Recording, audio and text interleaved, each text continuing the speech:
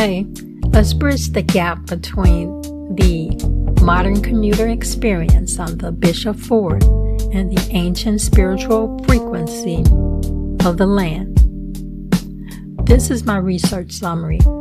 Now, the Hoxie Farm and Wampum Lake Complex, which is dated 1100 through 1650 AD, was a massive fortified indigenous metropolis of nearly 2,000 people. Research reveals that modern Chicago infrastructure, specifically the Bishop Ford Expressway and Thornton Quarry, was built directly over sacred ceremonial mounds and burial sites. Using the equinox alignment, which is called the Chicago Hinge, we can trace a spiritual sacred corridor from the Loop down to the 31st Street Mounds near Altgeld Gardens, where the Earth's natural frequency has been interrupted by industrial voids and borrow pits. Now, you think you're just sitting in traffic at 131st Street, but look out your window. You aren't just on an expressway. You are hovering over the high altar of a lost civilization. The concrete is fresh, but the frequency beneath this is ancient. Do you feel the vibration?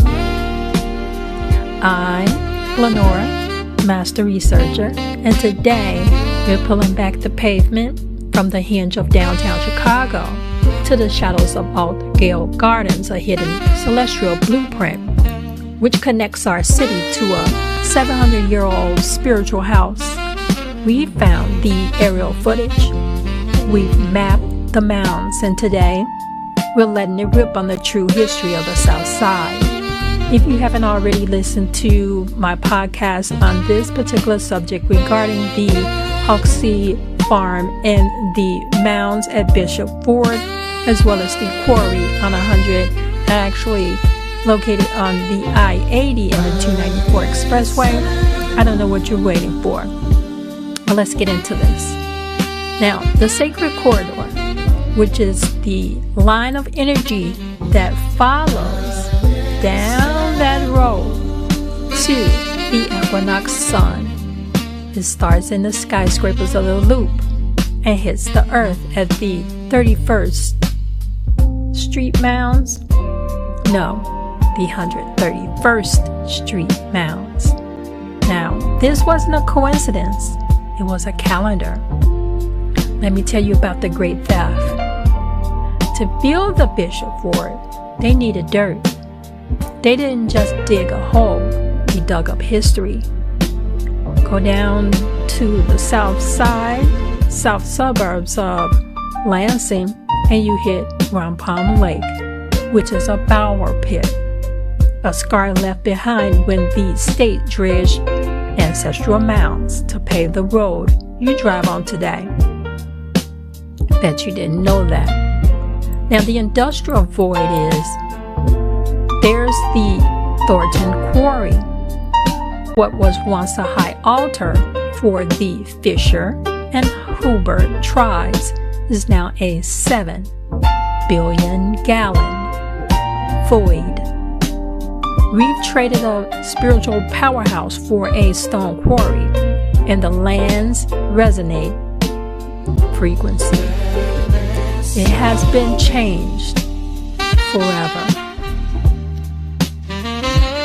Now, here are some hard-hitting data points that actually are my receipts that prove my research is grounded in the 2003 ISAS, which is the Illinois State Archaeological Survey findings. It goes, now the population density, as it peaked in the 1300s, the Hoxie Farm site was a high-density urban center housing nearly 2,000 people. This wasn't a camp, it was a fortified city with a 1,000-foot-long defensive palisade and trench system. The 2,400 features which are modern excavations at the Hoxie Bishop Fort Interchange, identified over 2,400 subsurface features, including house floors, storage pits, and ceremonial herbs. Most of these were located directly in the path of the current I-94, I-80 ramps. Now let's dig this connection of energy. Now the copper connection, where the researchers exhumed a 9-inch copper snake ornament, the largest ever found in the region, along with the copper ear spools and pendants. These aren't just trinkets. They are high-status spiritual items that prove the site was a regional high altar and a trade hub. Now let's bring the 131st Street cut-in. Archaeological surveys confirmed that the Bishop Ford Expressway was literally carved through a continuous line of Hoover phase burials. While 70 burials were formally exhumed, hundreds more likely remain beneath the roadbed and the Altgeld Gardens outskirts. How about the Wampum Lake Borough? Engineering records from the 1950s prove Wampum Lake was created by removing 1.5 million cubic yards of earth to provide field for the Bishop Ford. This earth contained the remnants of the village's outer mound system. The bioarchaeological health record states that the studies on the exhumed ancestors showed a community with high nutritional health, but significant stress from the fortified lifestyle. They were a people under pressure, defending a sacred geographic area that we now call a quarry. Now, my focus on the Hoxie Farm archaeological site and its intersection with the Bishop Ford Freeway. Originally, the Calumet Expressway is a critical chapter in Chicago's salvage archaeological history. As I noted in my prior research on my podcast, the relationship is defined by what they call a rescue effort, where construction dictated the pace of the historical discovery. Now, what did they discover? The salvage origins are 1953 rescue dig. The first formal excavations were a salvage project led by Elaine Bloom and David Winter. This was necessitated by the initial construction of the Expressway, then called the Calumet. You'll see that the Calumet River is in that area. Calumet means Indian. Now, on this expressway, as well as the I-80 corridor, is where they began their dug. There were some major discoveries. These early efforts revealed the site as a massive upper Mississippian settlement, specifically the Hoover and Fisher phases. It once was a fortified housing near nearly 2,000 people. Now, the infrastructure impact was very existent, let's say nearby. Most recent is still here. They didn't tear it down. The Wampum Lake today is tied to the upper Mississippian. Only it was created in the 1950s, they say, when soil was removed to provide field for the nearby I-80 Expressway construction. Modern research and expansion, year 2000 through 2003, there are some investigations. This is when the Illinois State Archaeological Survey, remember the ISAS, returned for further work. It was again triggered by planned expansion and modification of the Kingery Bishop Ford Interchange. But there was an unprecedented findings. Remember, this is not edited.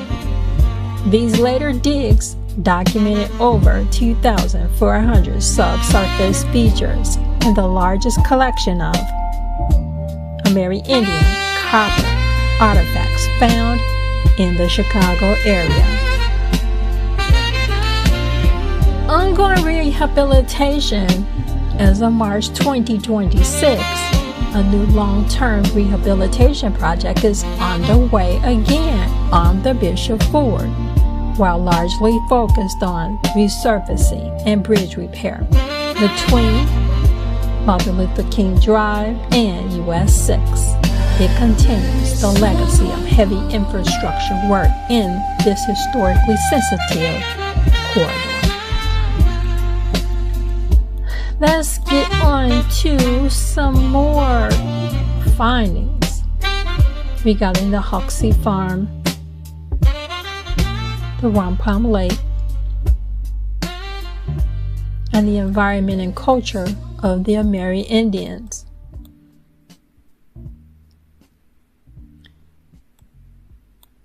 Let's see.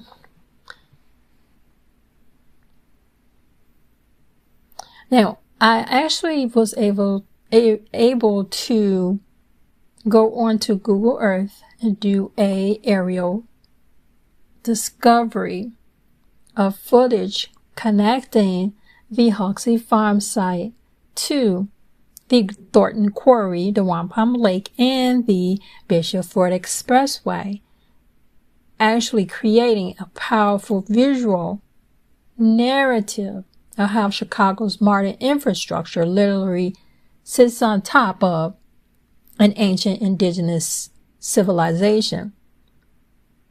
The Hoxie farm site was a fortified village that supported nearly 2,000 people around 1300 AD. My footage likely captures the hidden in plain sight, what they call nature, or historical sites, or parks, or park preserves, forest preserves. Doesn't matter. We found it. We already know that the Thornton Quarry is nothing more than the mass of large visible space from the I-80-290 Expressway. It may be an excavation to you, but it once was the transformation, the landscape of where indigenous engineers once built their own pyramids, which are the earthen platform mounds similar to those at Cahokia. Wampum Lake? That research is correct. I identified what a Wampum Lake is, and that it is a borrow pit created in the 1950s, which where soil, remember, was stripped from their area and filled so that they can have actually dirt to fill the Bishop Ford that was what? Built clean over the original mounds. Now, the Bishop Ford and the Altgeld Gardens is a stretch of Bishop Ford Expressway near 131st Street, which is notoriously built over areas where indigenous mounds and burial sites are. And you can find this within the Illinois Historical Society and at least 7 other citations and references, all documented. My footage is of the mounds, and I try to zoom in near the 131st Street Altgeld Gardens. I think it's the Beaubien woods, and you'll see that. The mounds, which are sitting directly across from the expressway at 131st Street, provides visual evidence of this salvage history where the road was prioritized over the remains. It would be great if I had an overlay of actually learning how to get an 1800 aerial view on Google Maps in the native lands, but I haven't figured that out yet, so I'm working on that. The footage of the mounds, once again, sit directly across from the expressway at 131st Street, and it provides visual evidence of salvage history where the road was prioritized over the remains. Now, as of March 2026, it's a massive rehabilitation project underway on the Bishop Ford between MLK Drive and 159th Street. So as we move forward with the visuals, we have to keep in mind that the aerial footage provides a visual, what we call a smoking gun, for what archaeologists have documented in fragments for decades. Remember that the Hoxie farm site was a massive fortified village that supported nearly 2,000 people around the 1300s AD. The discovery of the mounds at 131st Street near Altgeld Gardens is particularly significant because it highlights how the Bishop Ford Expressway was built directly over a sacred landscape, with Wampum Lake serving as a borrow pit where the very earth of the civilization was excavated to pave the road. Not to mention the remains of the pyramids and the quarry, where they're using that, whatever's excavated from those areas as resources that they sell. Now, we know that the sky doesn't lie, and uncovering Chicago's hidden civilization is what I'm doing. Now, the aerial reveal that they're grid versus the earth. I'm talking about, when we are walking the streets, we're not paying attention. We're enjoying life and we're just walking. We walk these streets in Dalton and Riverdale, Chicago, 131st Street, 121st Street, Calumet City, Lansing, South Holland. And we've sat in traffic on the Bishop Ford for a lifetime. Sometimes it be difficult, sometimes it's scary, sometimes the traffic is bad, sometimes it stands still. But we can never forget how greasy the road feels underneath the tires, and that's from the environmental that goes up in the air and that has to come back down. But today, we're looking at it from a perspective of the engineers of the 1950s. They never wanted us to prioritize this findings. Now, from the air, the grid of Chicago fades, and a 700-year-old civilization, it emerges. Now, if you look closely at the bend near 131st Street, directly across from the Calumet, what we now call the Bishop Ford, the earth rises in deliberate ancient geometry. I tried to, bend or raise the camera when doing the Google footage so that you can see the height. The height is totally different in person. You can't tell it on the aerial visual shots. You can't tell it at all. You will actually have to experience going down to Bishop Ford and seeing the massive mounds. These aren't just hills. These are the mounds of people who call this the land of the two creeks, long before it was called the South Side. Now, there are tribes of the two phases, and they are called Fisher and Huber. Near where? Who lived here? Who lived on Hoxie Farm site, that area, and Thorn Creek? My research into the Hoxie Farm site reveals a story of cohabitation and transition.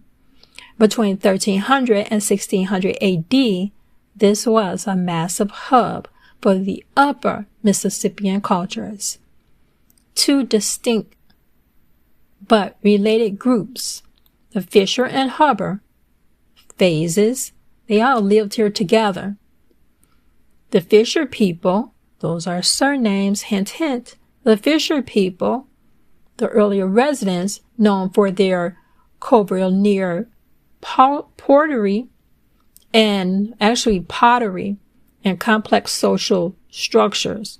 Then the Huber people, likely the ancestors of the Illini or Cherokee Siouan groups, they developed from the Fisher culture and were the ones who first encountered European trade goods on this very soil.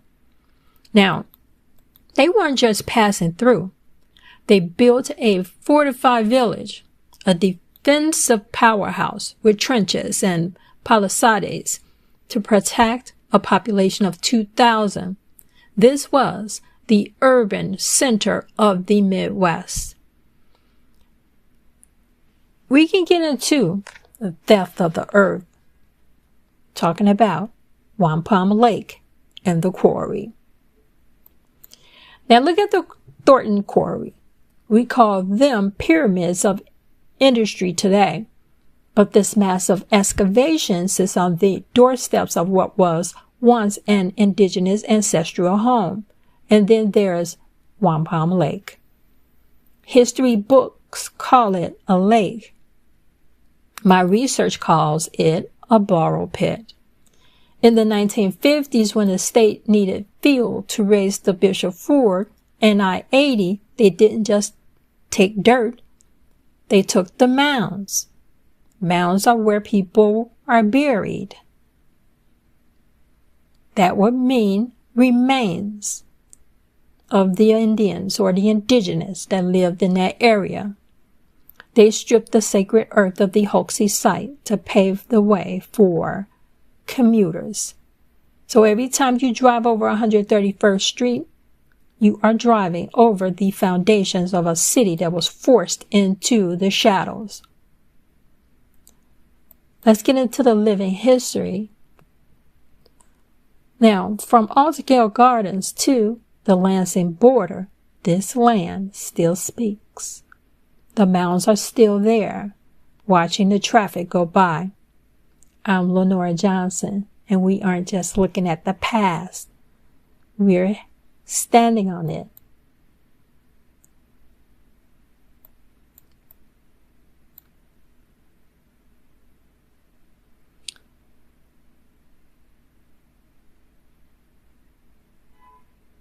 If we look at the traffic status and the visual resources from Illinois Department of Transportation, which is IDOT, there is some what we call statistics dated Saturday, April 4th.